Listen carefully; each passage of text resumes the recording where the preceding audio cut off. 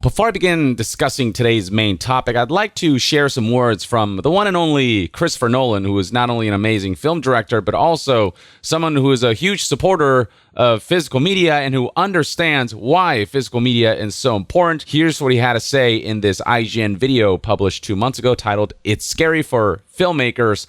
This is what he said.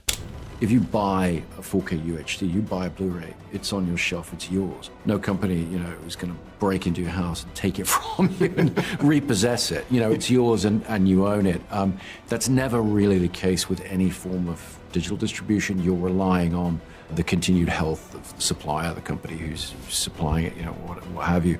So right there, what he said, very important for the topic of today's video. And then here's one more clip that I want to show from this same video where he said, "But it also brings up another issue with physical media versus streaming. Control for both the artist and the consumer." We're now beginning to see, and I'm beginning to have conversations with filmmakers who have made successful films that have gone, for streaming sites, that have been taken off those sites and don't exist in any form. There's no control. And so even from a consumer point of view, and it's scary for filmmakers who don't have that release right now, and it's going to be an increasingly big issue for filmmakers, and it's something we're going to have to address with the streamers at some point. So on the consumer side of things, when it comes to digital media, they're dependent on companies and their services continuing to support the library that you own or allowing you to own that media. But if something goes wrong behind the scenes, whether it's a licensing issue or whatever, they can strip that content away from you. They can literally do the equivalent of going into your house and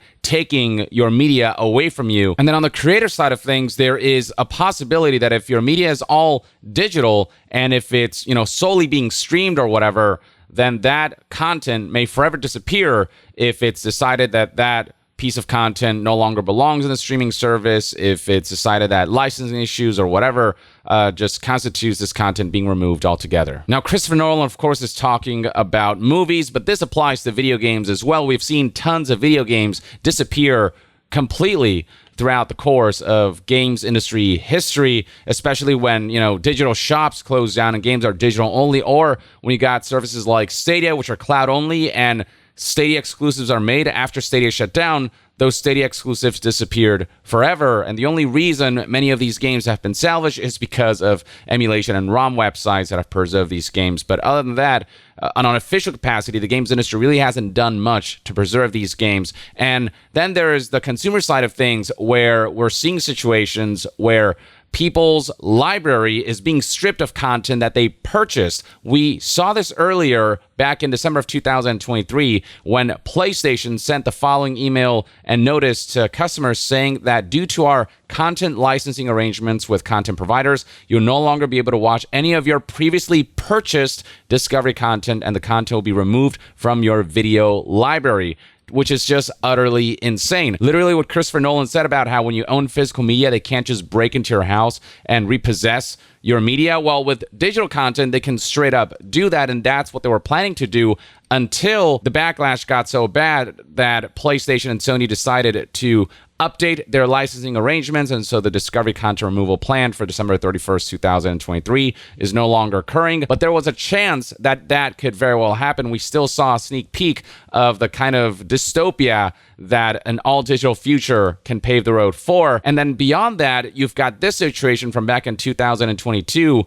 where libraries had movies removed from them. This affected Germany and Austria specifically, but there's a situation where they didn't pull back and that content was removed for folks in those countries. So there have been situations where Sony and PlayStation have gone through with the removal of purchase content from digital libraries. And this is why people have been putting out statements like, if paying isn't owning, piracy isn't stealing, which garnered tons of, traction on Twitter. And, there's a point to be made about that. And the only reason some of the media that would have otherwise disappeared can be accessed is because of piracy websites that preserve that content, which is just obviously not helping in the fight against piracy or whatever.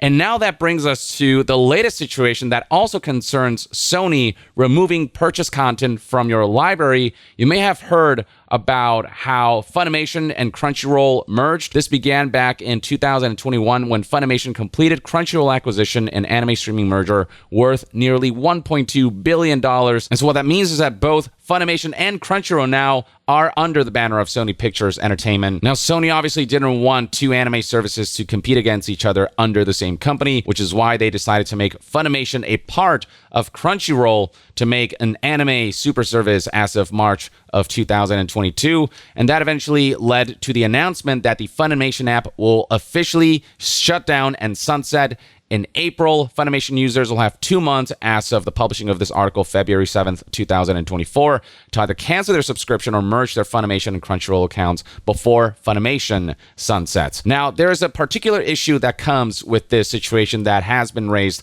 across social media and that customers and subscribers have expressed concerns over. So here's the official Funimation page that details this whole situation. As part of Crunchyroll's unification of fan services announced in March of 2022, the Funimation app and website will sunset on April 2nd, 2024. Rest assured, this transition will not impact your access to the vast library of anime available on Crunchyroll, but it will impact you if you have digital content on Funimation, if you have made digital purchases that have added content to your digital library on Funimation. Those won't carry over, as stated here in this FAQ section, where there's a question that says, what is going to happen to my digital copies?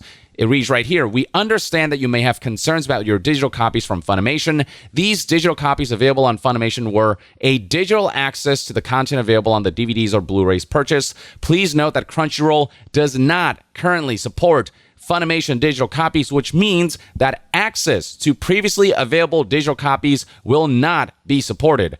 However, we're continuously working to enhance our content offerings and provide you with an exceptional anime streaming service. We appreciate your understanding and encourage you to explore the extensive anime library available on Crunchyroll. Nobody said that they understand. Nobody's expressed understanding towards the fact that you're literally taking purchase digital content and stripping that away from people. Now, it should be noted that Funimation isn't the kind of platform where you can make direct digital purchases through this platform. Digital copies, as stated by IGN here, were a promotion made available through the purchasing of physical DVD or Blu-ray discs, meaning a digital copy on Funimation was only available to those who already owned that anime on disc. But it doesn't change the fact that people spent money on a disc that also advertised that it would come with a digital copy through Funimation, and the expectation is that that digital copy will be available forever because it was part of the reason for why they purchased that specific package, and that's how it was advertised. There was no mention of a sudden removal, but it's happening because that's just what can happen with digital media.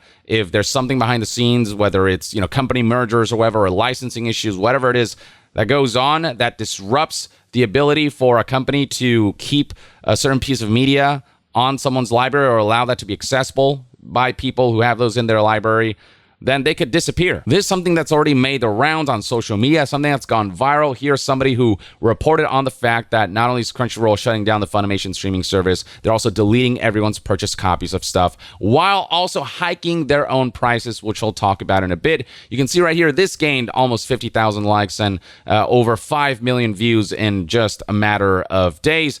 And the discussion here is obviously people just having complete disdain towards a move like this, something that is seemingly becoming more and more commonplace. It's the kind of future that the likes of Christopher Nolan fears. And this is Sony, who also handles the gaming division, PlayStation. And if this can happen to movies, it can certainly happen to games. In fact, we've already seen this happen to games, and that will only be furthered as the endeavor to make a more digitized video game realm and industry and landscape continues. We're getting to a point where we're seeing, Xbox having plans to release refresh Xbox series that are all digital, that don't come with a disc drive and stuff like that. And you can see just from how game publishers are conducting themselves that for them, the ideal future would be an all digital future where they can exert more control over the content that people own. And it's also going to be cheaper for them because they don't have to go through the trouble of, sending discs and cartridges, whatever, out to retailers and the like. It's just less of a pain in the ass to distribute digitally, but digital content is just a riskier proposition when it comes to some semblance of ownership. Whereas, with your cartridges and your discs, that's physical media that you have in hand they can use at any point in time unless you don't take care of that physical media or unless somebody comes in and straight up robs you and deprives you of that physical media. Which is why at this point people are like, well, I guess piracy is just what I'm going to have to rely on. Here's a Twitter user who responded with, I really try to be a good consumer that responsibly paid for media I wanted now that I'm an adult. Piracy and physical media are the only way. When digital purchases result in you being punished for going through official channels, of course people are going to be like, why would I go through official channels when the unofficial channels are more reliable and when I don't have to feel guilty about using unofficial channels to consume media? Because whenever I purchase digital media, that media I don't technically own and companies can just take away from me. So people's gravitation towards piracy, it makes sense when situations like these happen. Others have suggested that there need to be laws against stuff like this. We really need federal law to protect digital purchases. Is really getting out of hand. I guess Best Buy probably made a mistake with their Blu-ray decision because it's physical media or nothing at all anymore, referring to the fact that Best Buy recently decided to take physical media for movies and stuff, Blu-rays and whatnot, off their brick and mortar stores, which further highlights that we are kind of headed towards an all digital future unless we kind of do something about it now. And so yeah, there are plenty of articles about this Funimation situation going around. Anime fans are obviously really frustrated that this is something they have to deal with, something that is completely out of their control. And then adding insult to injury is the price hike that people are going to be experiencing because they're being forced into a more expensive subscription service. So for example, The Verge reports that for this individual, instead of paying $6 per month for the Funimation Premium Plus plan that I was grandfathered into, I'll have to pay $10 per month for Crunchyroll's Mega Fan plan. And then here's another user who is on an annual plan who received the following message where it was stated that their plan would be increasing in price from $55 a year to $100 a year beginning January 28th, 2025. To add further context, if you're like one of the OG subscribers, a legacy subscriber, you essentially got to retain the cheaper price point that you're paying. But with this transition now, essentially those legacy subscribers are being forced to pay the sort of more standard prices, which is why a legacy subscriber who, maybe was paying $6 per month is now going to have to pay $10 a month, or someone who's paying $60 a year as a legacy subscriber or someone who's grandfathered in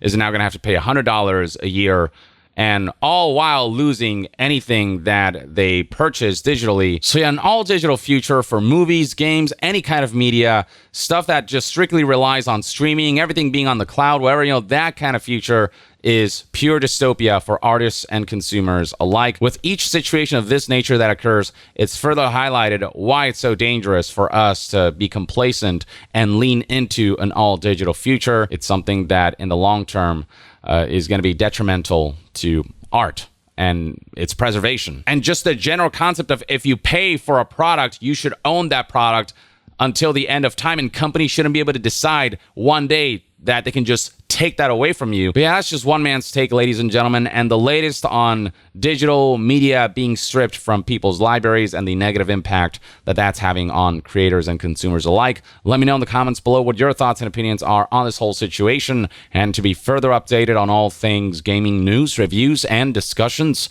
stay tuned right here on Young Yeah. I'll see you guys next time.